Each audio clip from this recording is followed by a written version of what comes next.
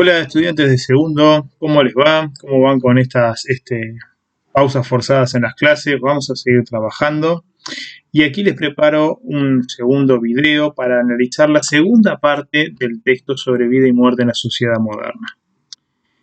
En este segundo texto con el cual vamos a trabajar y que les voy a preparar una presentación del cual después les voy a dar unos ejercicios para hacer, vamos a hablar un poquito sobre otros aspectos de la vida de la gente en la época.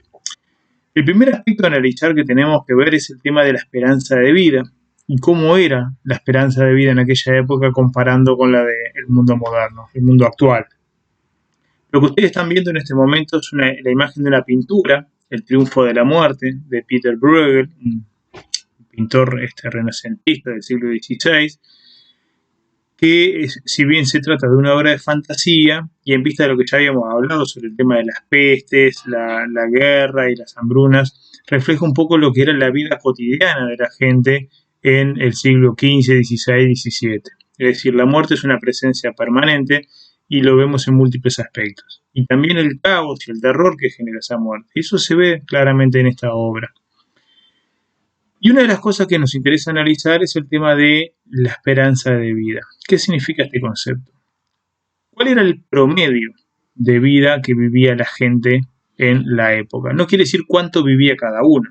Es decir, había gente que vivía 17 años, otro vivía 54, otro 62, otro 45, otro 3 meses, otro 12 años, otro 45.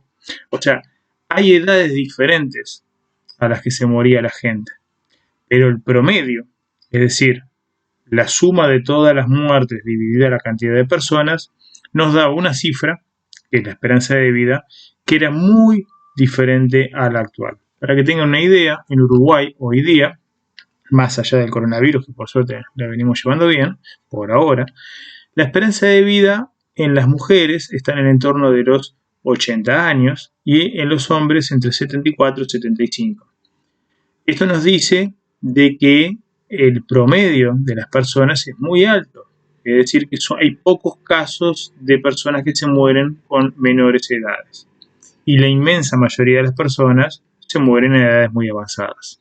Sin embargo, en la época moderna la esperanza de vida era muy baja. Fíjense que el texto nos presenta algún tipo de información discriminada tanto por grupos sociales como por género. Una cosa muy llamativa y que se mantiene a lo largo del tiempo es la diferencia entre hombres y mujeres. Analizando las clases altas de Europa Occidental, se encontró que la esperanza de vida de un varón de la élite, un noble, era de solo 28 años, mientras que en las mujeres era de 34. Analizar por qué eran tan bajas y tan diferentes es parte de este proceso que estamos trabajando. Incluso para aquellos privilegiados de la sociedad, las posibilidades de morirse eran muy altas. En el caso de los varones, ya sea por guerras, por conflictos violentos entre individuos, en el caso de las mujeres, sobre todo por fallecimiento en los partos, que llevaba a que la esperanza de vida bajara un poco. Sin embargo, cuando analizamos en el contexto de toda la sociedad, incluyendo a los más pobres, vemos que las cifras son aún más bajas todavía. Tenemos el dato de París, del siglo XVII, que engloba a toda la población, ricos y pobres, y nos da que el promedio es de 23 años. ¿Por qué es tan bajo esto? Bueno, hay un solo concepto que me gustaría que ustedes lo investigaran: mortalidad infantil. El enorme peso de la mortalidad infantil explica por qué el promedio es tan bajo y máxime comparado con el mundo actual. ¿Bien? El segundo tema que vamos a trabajar tiene que ver con los hábitos de trabajo de la sociedad. Y una de las cosas que llama mucho la atención en estas sociedades de fines de la Edad Media y comienzo de la época moderna es que las actividades artesanales y los horarios de trabajo estaban pautados por el ritmo de las estaciones y de las campanadas de las iglesias. Es decir, la gente no tenía una hora porque nadie tenía reloj prácticamente. ¿Cómo saber a qué hora hay que ir a trabajar y a qué hora hay que volver? ¿Cuál es el horario de la jornada de trabajo? Era muy sencillo, mientras hubiese luz. Y eso implicaba que en verano la gente trabajaba mucho porque las jornadas son largas y las noches son cortas, mientras que en invierno las jornadas de trabajo se reducían y se trabajaba menos horas. Antes de que piensen qué bueno que era el invierno, piensen que la gente cobraba por cantidad de trabajo, o sea que si trabajaban menos horas también cobraban menos y por lo tanto comían menos.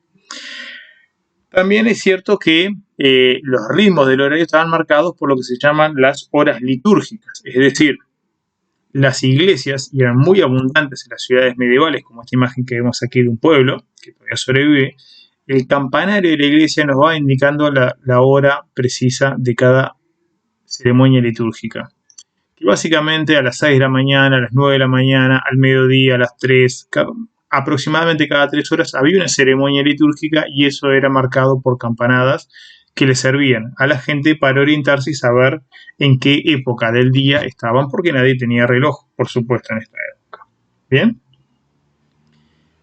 Otro aspecto que tenemos que trabajar es el tema de, bueno, la medición del tiempo en un plazo más largo que el día, el calendario.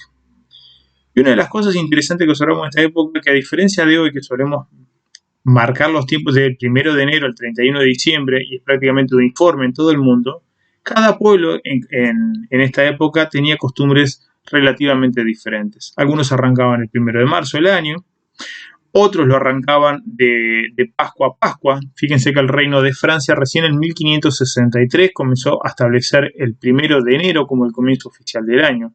Antes eran las Pascuas, que es una fecha variable según los años, a veces es en abril, a veces es en marzo, y bueno, se decidió por la uniformidad. Pero una cosa muy revolucionaria que se incorpora en esta época es lo que se llamó el calendario gregoriano.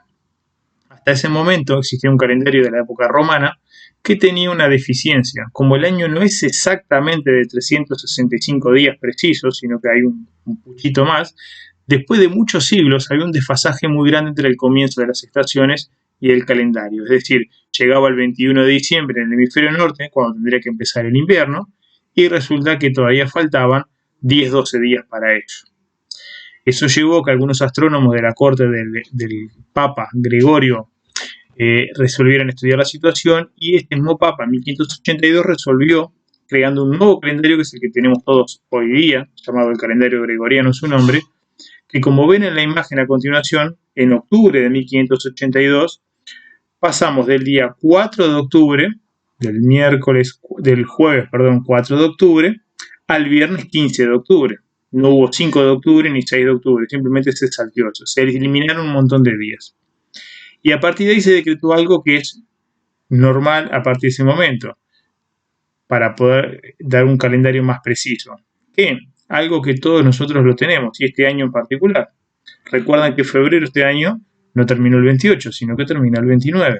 Se agrega un día más cada 4 años a partir de este calendario gregoriano, y esa es la gran innovación de este calendario, que permite que cada 4 años se reajuste un poco si no se separa mucho el calendario de las fechas debidas. ¿Bien? El último punto que vamos a trabajar tiene que ver con el tema de las comunicaciones y el transporte. Y otra enorme diferencia con el mundo actual es el tema de la lentitud de los medios de transporte y de comunicación. Aquí vimos un ejemplo de una galera del siglo XVI, que era el medio de transporte típico para ir de un punto a otro por el mar. Para que tengan una idea, en el texto les menciona que un viaje de Sevilla a Veracruz, es decir, de España a México, simplemente atravesar el Océano Atlántico, una trayectoria que hoy en barcos modernos son de unos pocos días, menos de una semana. En aquella época implicaba una travesía de en promedio 75 días, es decir, 2 meses y medio para ir, 2 meses y medio para volver. O sea que cualquier viaje a un lado y otro implicaba al menos ya medio año de viaje. Y finalmente, en tierra, que era donde se daba el grueso de las comunicaciones y del transporte de mercadería, de cartas, de información y de personas, lo que habían eran carruajes con ruedas grandes, toscas, por caminos de tierra que se inundaban como en la época de lluvias, y era un barrial completo, no había rutas como nosotros las conocemos. Los caminos estaban plagados de bandidos, era muy inseguro. Por lo tanto, los viajes eran muy lentos y peligrosos en la época. Muchas veces viajaban con guardias armados, y hacía que las comunicaciones fueran bastante lentas. A modo de ejemplo, allí en el texto les plantea que la comunicación por carta, es decir, lo que se transportaba una diligencia en llevar cartas desde la ciudad alemana de Augsburgo a la ciudad francesa de Marsella, tardaba cerca de 14 días, es decir, 2 semanas para que un objeto llegase de una ciudad a otra. Piensen que hoy el servicio postal, sin considerar el aéreo, el servicio postal terrestre en estas dos ciudades puede implicar una cuestión simplemente de mediodía o unas pocas horas. ¿Sí? Estos son como las grandes líneas del texto de la segunda ficha que estamos trabajando sobre la vida y la muerte en la sociedad moderna. Espero que les haya quedado claro y esperen la próxima actividad. Hasta luego.